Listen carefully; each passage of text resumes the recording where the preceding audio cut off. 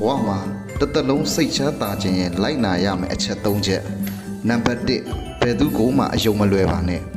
အယုံလွယ်လုံးရင်နောင်တမျက်ရည်တွေကြာရတတ်ပါတယ်ဒါကြောင့်အခုကြည့်နေတဲ့သူများလည်းဘယ်သူမှအယုံမလွယ်ပါနဲ့အယုံလွယ်လုံးလို့မိတ်ဆွေတို့လည်းအလိန်ခံခဲ့ရပြီးပြီမို့လားနံပါတ်2ဘယ်သူပေါ်မှစေတနာတွေအလွန်ကဲမထားပါနဲ့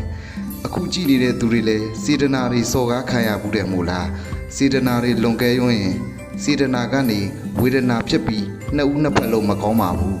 နံပါတ်3လူတိုင်းကိုလိုမထင်ပါနဲ့ငါကောင်းတယ်လို့သူကောင်းမှာပဲလို့မတွေးပါနဲ့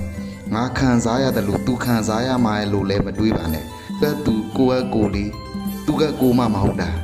ဒီချက်၃ချက်ကိုလိုက်နာရမယ်ဆိုရင်ဒီလိုဘဝမှာစိတ်ချမ်းသာပါမယ်နံပါတ်1ဘယ်သူမှအယုံမလွယ်ပါနဲ့နံပါတ်2ဘယ်သူပေါ်မှာစေတနာတွေအလွန်ကဲမထားပါနဲ့နံပါတ်3လူတိုင်းကိုလိုမထင်ပါနဲ့